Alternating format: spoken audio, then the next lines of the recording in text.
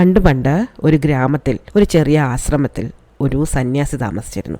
അദ്ദേഹത്തിനോടൊപ്പം അദ്ദേഹത്തിൻ്റെ ശിഷ്യനും ഉണ്ടായിരുന്നു. ഇവർ രണ്ടുപേരും വളരെ സന്തോഷകരമായ ഒരു ജീവിതമായിരുന്നു നയിച്ചിരുന്നത്. ഇവരെപ്പോഴും ദൈവകാര്യങ്ങൾ മാത്രം ചിന്തിക്കുകയും പ്രവർത്തിക്കുകയും ചെയ്തു. രാവിലെ എഴുന്നേറ്റ് പൂജാതി കർമ്മങ്ങളൊക്കെ കഴിച്ചിട്ട് രണ്ടുപേരും കൂടി ഗ്രാമത്തിൽ ഭിക്ഷ എടുക്കാൻ പോകും. എന്താണോ ഭിക്ഷ എടുത്ത് കിട്ടുന്നത് അത് കൊണ്ടൊന്ന് പാകപ്പെടുത്തി കഴിക്കും, വീണ്ടും പ്രാർത്ഥിക്കും.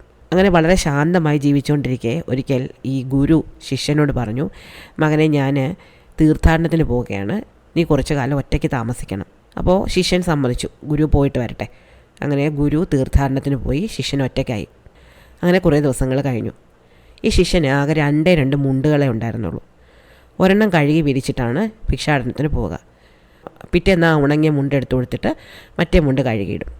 അപ്പോൾ ഒരു ദിവസം ഈ ശിഷ്യൻ ഭിക്ഷയൊക്കെ കഴിഞ്ഞിട്ട് തിരിച്ചു വന്നപ്പോൾ താൻ കഴുകി വിരിച്ചിരുന്ന മുണ്ടിൻ്റെ കഷ്ണവുമായിട്ട് ഒരു എലി ഓടിപ്പോകുന്നത് കണ്ടു. ചെന്ന് നോക്കുമ്പോൾ ഈ മുണ്ടിനി ഉടുക്കാൻ പറ്റില്ല, അത് മുഴുവൻ എലി കരണ്ടിരിക്കുന്നു. അയാൾ വല്ലാതെ വിഷമിച്ചു, കാരണം നാളെ ഭിക്ഷ എടുക്കാൻ പോകാൻ മുണ്ടില്ല. അപ്പോൾ അയാൾ വീണ്ടും ഗ്രാമത്തിലേക്ക് പോയി ഒരു വീട്ടിൽ ചെന്ന് തൻ്റെ വിഷമം പറഞ്ഞു, തനിക്ക് നാളെ ഉടുക്കാൻ മുണ്ടില്ല, ഒരു മുണ്ട് ദാനം ചെയ്യണം.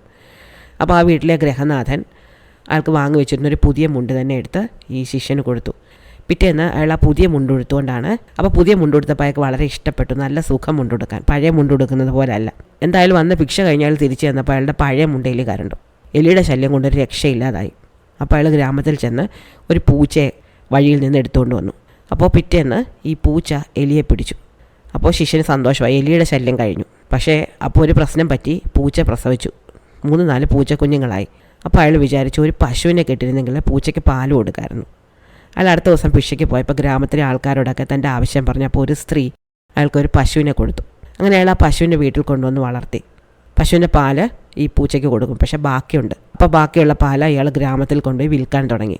അപ്പോൾ ഒരു പ്രശ്നം ഉടലെടുത്തു, പശുവിന് പുല്ല് കൊടുക്കണം. പുല്ല് മാത്രമല്ല, വൈക്കോലും കൊടുക്കണം. അപ്പോൾ അയാൾ വിചാരിച്ചു, ആശ്രമത്തിന് ചുറ്റും കുറേ സ്ഥലമുണ്ട്, വെറുതെ കിടക്കുകയാണ്, എന്നാൽ പിന്നെ അവിടെ കൃഷി ചെയ്താലോ. അയാൾ പിറ്റേന്ന് മുതൽ കൃഷി ചെയ്യാൻ തുടങ്ങി. കൃഷി ചെയ്ത് തുടങ്ങിയപ്പോൾ പശുവിന് പുല്ലായി, വൈക്കോലായി, കുറേ ധാന്യങ്ങൾ കിട്ടി, ലാഭം ഉണ്ടാകുന്നുണ്ട്.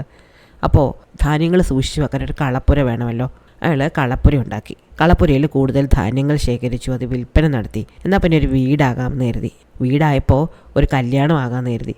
അങ്ങനെ കല്യാണം കഴിച്ചു, മക്കളായി. വർഷങ്ങൾക്ക് ശേഷം തീർത്ഥാടനത്തിന് പോയ ഗുരു തിരിച്ചു വന്നു. തൻ്റെ ആശ്രമം വരുന്ന സ്ഥലത്ത് ഒരു വലിയ വീട് കണ്ട് അയാൾ അത്ഭുതപ്പെട്ടു പോയി. ആരോ വന്ന് തൻ്റെ ശിഷ്യനെ പുറത്താക്കിയിട്ട് ഈ സ്ഥലമൊക്കെ കയ്യേറിയതാണ് എന്ന് തന്നെ ഗുരു കരുതി. ഗുരു ചെന്നപ്പോൾ വീടിനുള്ളിൽ നിന്ന് ഭയഭക്തി ബഹുമാനങ്ങളോടെ ഓടി വരുന്നു തൻ്റെ പഴയ ശിഷ്യൻ. പഴയ രൂപമല്ല, നല്ല തുടുത്ത് ചുവന്ന ഒരാൾ. ഗുരു ചോദിച്ചു, എൻ്റെ ശിഷ്യ, നീ എത്ര എളിയ ജീവിതം നയിച്ചിരുന്ന, നിനക്ക് എന്തു പറ്റി? ശിഷ്യൻ പറഞ്ഞു, എൻ്റെ ഗുരു, ഒരു മുണ്ടും ഒരു എലിയും കാരണമാണ് ഞാൻ ഇങ്ങനെ ആയത്.